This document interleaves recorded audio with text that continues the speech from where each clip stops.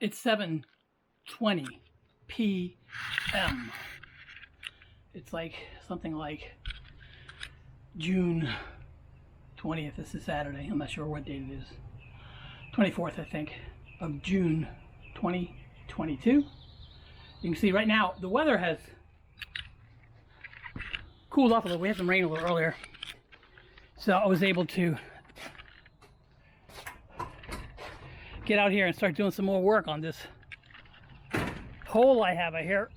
Now, what I'm working on now, after we've got the sidewalk finished, I've got to get these wires out of the way. Well, there's 3 wires, and I finally found out what they're for. Okay, so there's one wire which is connecting right into the bottom of that pole. So we see where that one is. That's this one right here. So this one is the thickest. Look how this is thicker than this one. So this is the wire that goes into the Quonset hut. And then here's another thinner wire. Again, I got to make sure that I watch out for this. This is a thinner wire. This is the one that's going into the rear of the property. There was a wire that was running into my little shed I had out back. So now we have another wire here. But it's not as thick as this other one, so I can't run super amount of power, maybe 15 amps, whatever. So it was buried in this hole here, and it was actually connected to the concrete, so I had to break it out. And then once I broke it out, I could see that it continued. So I've been digging it out. But as you can see, they only buried it about just below the grass. So the thing that's great is that the further I get down here, it stops right here. So I'm not sure exactly where it's going. I don't know if it's going that way or if it's going into the cement. So the reason why I'm having that cement question is because I came back here to where the shed was. Here's where the shed used to be. And the wire was right here. So here's the wire. It was sticking out of the ground right here. So I dug this wire back. And I dug it right back to the Quonset hut. And lo and behold, it's going into the cement. Now, I don't know if it's just going into a handful of cement or if it's going into the entire cement.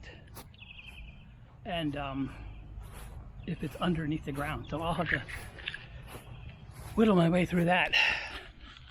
Up at the top here, a couple years ago, I built this fan hood to protect it. And it got struck by lightning and it exploded. All the wood got burnt. I used new wood, that's why the wood's all burnt up. So that's how I know that it was lightning, because it burnt the wood. So, you know, I had this clean for 5 seconds. But what's really gonna be kind of neat is if for some reason I had to cut this wire.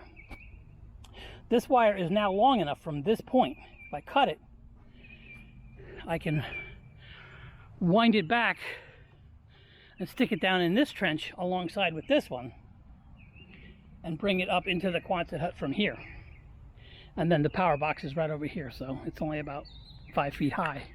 And I think that wire right now, where it stands, I'm hoping to get maybe 5 more feet out of it if I can, whatever. If I'm lucky, it goes around and I get 20 more feet. But I think I might be lucky, and it'll all fit into this trench here. And I've got to continue this trench all the way back to right around. Well, it's going to come straight through here, so it'll come back to here and then turn, and then I'm going to go from there up and then a right turn and stop, and then I'll just leave the wires just loose right here. And I might, because I can't push this in and have the wires, I can't push the conduit behind it, I can't push the conduit through it. The only thing I can do is just leave those wires there. But what I'll do is I'll make some sort of a cover for them so they're protected, even though this is outdoor wire. But it doesn't make sense not to protect it, so I'll make some sort of protector for it, some sort of box, half conduit or whatever. So it's beautiful out here. It's a little bit hot. I mean, it's like a high 90% humidity out here. So, to keep from having a heart attack right now, I'm going to go ahead and call it a day. And I'm taking a shower because I'm super hot.